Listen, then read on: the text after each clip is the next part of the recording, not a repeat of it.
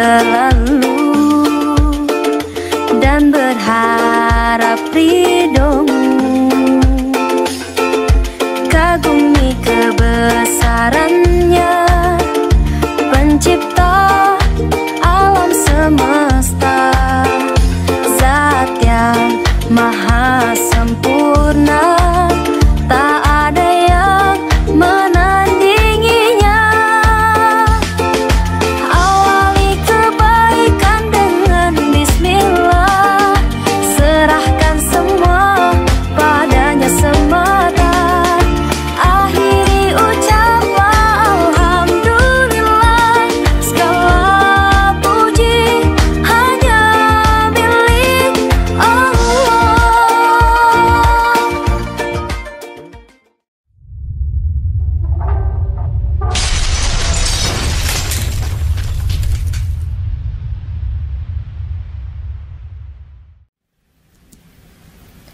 Apakah kalian suka makan sayur?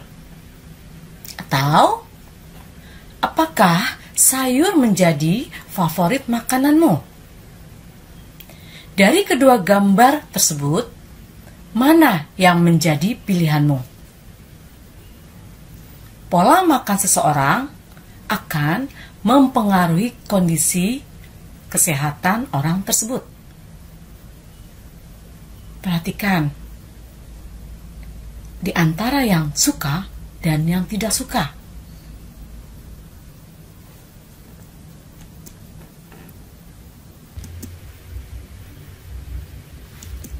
Indonesia sebagai daerah tropis dapat membudidayakan tanaman sayuran sepanjang tahun karena tersedianya sinar matahari yang cukup.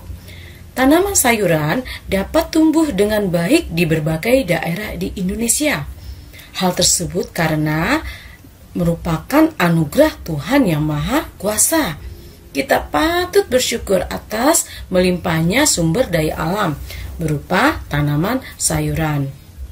Ada beberapa gambar tanaman sayuran yang sering kamu lihat dan yang jarang kamu lihat. Ada pohon cabai dengan pohon kangkung. Mungkin secara umum sering dilihat, tapi ada juga tanaman terong atau kubis yang masih jarang kita lihat. Nah, semua sayuran ini dapat memberi manfaat bagi kita semua. Apakah yang dimaksud dengan tanaman sayuran?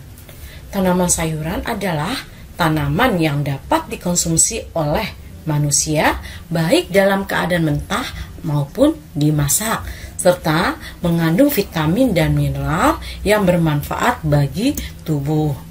Sedangkan yang dimaksud dengan budidaya adalah upaya untuk memelihara dan mengembangbiakan tanaman atau hewan agar tetap lestari sehingga dapat memperoleh hasil yang bermanfaat, berguna dalam pemenuhan kehidupan manusia. Berikutnya adalah jenis tanaman sayuran yang diambil dari bagian tumbuhan atau berasal dari bagian tumbuhan. Pertama adalah jenis sayuran yang diambil bagian daunnya. Contoh adalah bayam. Apalagi selain bayam? Ya benar, kangkung, daun katuk, daun ubi, dan daun singkong. Yang kedua adalah diambil bagian bunganya, misalnya bunga kecombrang. Selain itu apa? Betul, bunga turi, bunga kol adalah bagian bunga. Selanjutnya adalah bagian umbi atau akar, adalah wortel. Pasti semua suka dengan wortel karena warna yang cukup menarik. Selain wortel apa lagi? Yang berwarna putih. Ya benar, lobak. Kentang juga sebagai sayuran berasal dari umbi. Berikutnya adalah umbi lapis, beda dengan umbi sebelumnya. Ini adalah umbi lapis, dia ciri-cirinya berlapis. Di antaranya adalah bawang bombay. Apalagi selain bawang bombay yang mirip? Ya benar, bawang merah. Selanjutnya adalah bagian biji yang digunakan sebagai sayuran dari bagian tanaman. Misalnya kacang merah. Apalagi, ya benar, kacang hijau. Selanjutnya adalah bagian buah. Contohnya di gambar adalah terong. Selain terong apa? Ya, labu siam untuk sayur labu. Apalagi gambus atau oyong. Yang suka dimakan kancil? Ya, benar, ketimun.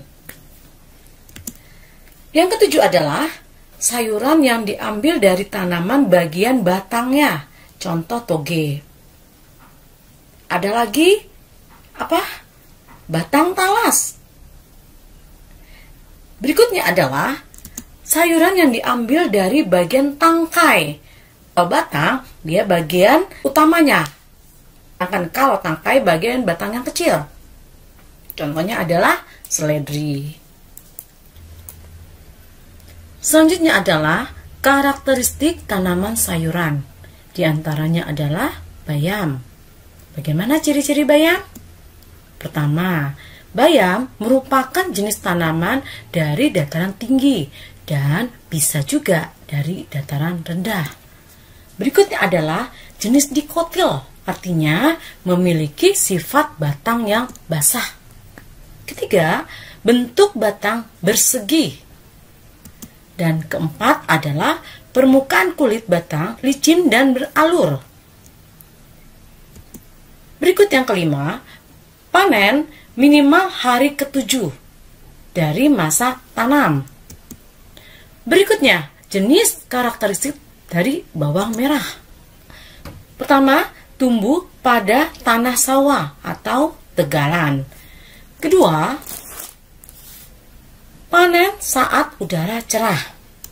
Ketiga, umur panen minimal hari ke-65 atau 90 HST. Apa itu HST? Yaitu hari setelah tanam. Berikutnya adalah karakteristik tanaman sayuran. Yang pertama, benar, sawi. Bagaimana ciri-cirinya? Sawi merupakan jenis tanaman marga beresika atau dimanfaatkan daun dan bunganya. Kedua, dipanen minimal minggu ke-7 atau umur 40-50 hari. Jenis tanaman kedua? Betul, tomat. Bagaimana tomat? Tomat merupakan tanaman perdu dan dapat ditanam di lahan yang kering. Kedua, memiliki batang yang lemah dan basah. Oleh sebab itu, tanaman tomat mudah patah. Mencegahnya bagaimana? Dengan cara batang diikatkan dengan pondasi kayu yang kuat. Berikutnya adalah perbanyak dengan biji. Dan yang keempat adalah panen pada hari ke-55 dan 61. Berikut tanaman ketiga.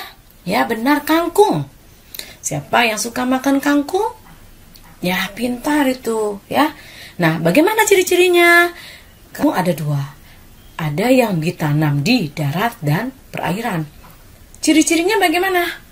Jika di darat, ciri-cirinya berdaun besar, sedangkan di perairan, ciri-cirinya berdaun kecil. Ketiga, penanaman dengan biji atau stek batang. Berikutnya adalah sarana budidaya tanaman, yaitu merupakan segala sesuatu yang dibutuhkan dalam budidaya tanaman, terutama tanaman sayuran. Apa saja? Di antaranya adalah bahan. Untuk bahan terdiri atas 3 macam.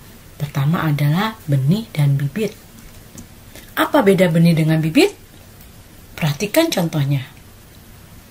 Jika benih, ya betul, masih dalam keadaan biji, sedangkan bibit sudah dalam bentuk tanaman kecil.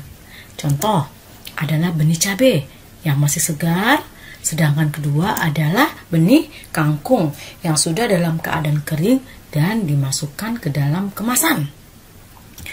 Berikutnya adalah bibit terong, di mana terong bibitnya diletakkan di dalam polybag. Jumlah daun untuk bibit sekitar 3 atau 4 daun. Bahan yang kedua adalah pupuk. Ada dua, pupuk organik dengan pupuk anorganik. Siapa mengetahui perbedaan pupuk organik dan anorganik? Ya benar, kalian sangat cerdas sekali.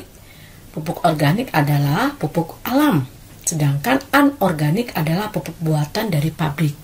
Contohnya di sini yang A, pupuk kandang, berasal dari kotoran hewan yang sudah diolah secara alami. Yang B adalah pupuk kompos yang berasal dari tumbuhan yang sudah disimpan beberapa waktu yang lama sehingga menjadi hancur. Berikutnya adalah contoh pupuk anorganik atau pupuk buatan. Di sini ada contoh berwarna biru, ya, pupuk urea, dan ada yang berbentuk cairan. Bahan yang ketiga adalah bahan penunjang atas budidaya tanaman sayuran, di mana ada peptisida dengan insektisida. Apa itu peptisida dan insektisida? Peptisida adalah untuk mencegah agar tanaman tidak terkena jamur, sedangkan insektisida adalah berfungsi untuk mencegah serangga-serangga yang menempel pada tanaman. Peptisida ada dua macam, alam dengan buatan. Yang alam bisa menggunakan berbagai macam jenis bahan di dapur, contohnya bawang putih dan campurannya, dan kemudian yang buatan adalah dari pabrik. Nah, berikut contoh insektisida untuk mengusir, untuk membunuh serangga yang sering menempel pada tanaman tumbuhan. Berikutnya adalah sarana budidaya tanaman sayuran, media tanam. Media tanam berfungsi sebagai tempat tumbuhnya tanaman. Media secara umum adalah tanah yang sering kita lihat sehari-hari, baik itu tanah merah atau yang hitam. Nah, di sini ada beberapa media tanam selain tanah yang bisa digunakan untuk sarana digunakan untuk media tanam. Di antaranya adalah media organik dengan anorganik. Media organik adalah media yang berasal dari alam, dan media anorganik adalah buatan pabrik. Media organik pertama adalah arang sekam. Arang sekam adalah hasil pembakaran tidak sempurna dari sekam padi atau kulit padi yang menyebabkan daya serap terhadap panas tinggi sehingga menaikkan suhu dan mempercepat perkecambahan benih tanaman sayuran. Media kedua adalah kompos. Kompos merupakan zat akhir proses fermentasi dari tumpukan sampah atau tumbuhan lainnya. Ciri-ciri kompos yang baik adalah berwarna coklat, berstruktur remah gembur, dan berbau daun lapuk. Keuntungannya bagaimana menggunakan kompos? Mengembalikan kesuburan tanah. Kedua, fungsinya mengurangi tumbuhnya tumbuhan lain yang tidak diinginkan. Dan ketiga adalah mudah, murah, dan relatif cepat diprosesnya. Kemudian yang ketiga adalah sabut kelapa atau kokopit. Digunakan sebagai media tanam, biasanya berasal dari kelapa yang sudah tua. Dibersihkan agar tidak tercampur dengan kotoran lain dan tidak mudah lapuk. Berikutnya adalah sarana budidaya media tanam anorganik atau buatan, yaitu pecahan batu bata yang digunakan sebaiknya berukuran kecil seperti kerikil. Fungsinya adalah agar dapat menyerap air dan unsur hara yang baik. Selain itu, kelembapan dan sirkulasi udara di sekitar tanaman juga makin menjadi baik. Berikutnya adalah gel. Fungsi gelatin ini adalah pertama, warnanya beraneka ragam sehingga memperindah ruangan. Dan selanjutnya adalah mempermudah pengiriman tanaman menggunakan jarak jauh. Berikutnya adalah media pasir. Pasir memiliki kapasitas kelembaban yang sangat rendah dan kandungan haranya sangat rendah. Oleh sebab itu, sebaiknya pasir hanya sebagai bahan tambahan, bukan bahan utama. Berikutnya adalah rock wool, sejenis spons tetapi lebih keras, merupakan hasil pabrikan. Nah, di sini rock wool itu sering digunakan untuk tanaman yang hidroponik, media tanam hidroponik. Dan berikutnya adalah vermiculit.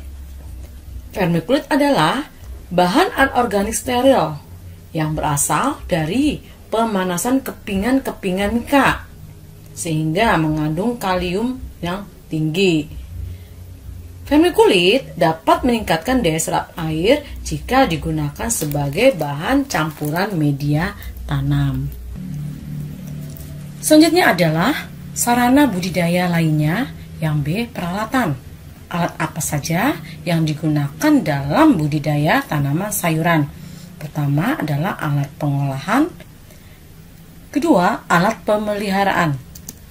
Jenis alat pengolahan diantaranya adalah garpu, bukan garpu makan, tapi adalah garpu untuk menggaruk tanah supaya tanah hancur. Kedua adalah sekop. Sekop ada yang kecil dan ada yang besar. Nah, ini adalah sekop kecil. C adalah cangkul yang berguna untuk menggemburkan tanah. Contoh alat pemeliharaan adalah di sini sprayer yang berfungsi adalah untuk menyemprotkan cairan ke tanaman sayuran, di mana cairannya mengandung bahan pestisida atau insektisida atau pupuk cair. Berikutnya adalah apa ini? Ya, koret. Berfungsi adalah untuk menggemburkan tanah. Dan yang selanjutnya adalah gembor.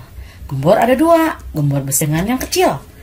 Gembor yang kecil biasa sering kita gunakan untuk menyiram tanaman, sedangkan gembor yang besar digunakan untuk perkebunan di mana cairannya sudah dicampurkan dengan pupuk atau pestisida atau insektisida. Selanjutnya adalah kalian menyaksikan video tentang cara memilih bibit yang baik. Contoh bibit yang disajikan dalam video ini adalah untuk memilih bibit cabai yang baik. Ya, cara memilih cabai rawit untuk dijadikan bibit ya. Nah, Anda lihat di sini ada cabai hijau ya, seperti ini. Anda harus pilih yang sudah berwarna merah ya, karena warna merah ini sudah tua. Jadi Anda belah-belah seperti ini, kemudian kita keluarkan bijinya. Ya, ini sudah saya keluarkan ya, dan seperti ini. Kemudian untuk memilih yang bagus atau tidaknya ya, Anda rendam di dalam air ya, kita rendam dalam air dulu. Kalau kita lihat setelah direndam ya, maka akan ada yang mengapung ya, dan tenggelam, dan ada yang mengapung. Nah, untuk memilih yang bagusnya adalah yang tenggelam ya. Jadi yang terapung ini kita pisahkan ya. Jadi yang terapung ini tidak perlu digunakan untuk jadikan bibit. Jadi ini ya, memisahkan. Anda bisa pakai penyaring atau Anda siram air, jadi yang di atas itu akan terpisah ya. Nah, ini yang sudah kita pilih yang tenggelam saja ya, biar Anda bisa lihat bahwa ini tenggelam ya. Nah, ini kita saring, kemudian kita jemur ya, kita jemur biasa saja ya. Selanjutnya adalah sebagai refleksi, kalian mendapatkan tugas untuk penyegaran dari materi yang sudah disampaikan. Pertama adalah carilah jenis 5 tanaman sayuran di sekitar rumah, foto, dan jelaskan karakteristiknya dengan cara browsing informasi dari internet. Kedua, sebutkan 2 jenis tanaman sayuran masing-masing yang digunakan bagian-bagian dari tanaman tersebut, yaitu A. Bagian bunga, B. Bagian daun, C. Bagian batang, dan D. Bagian akar. Cukup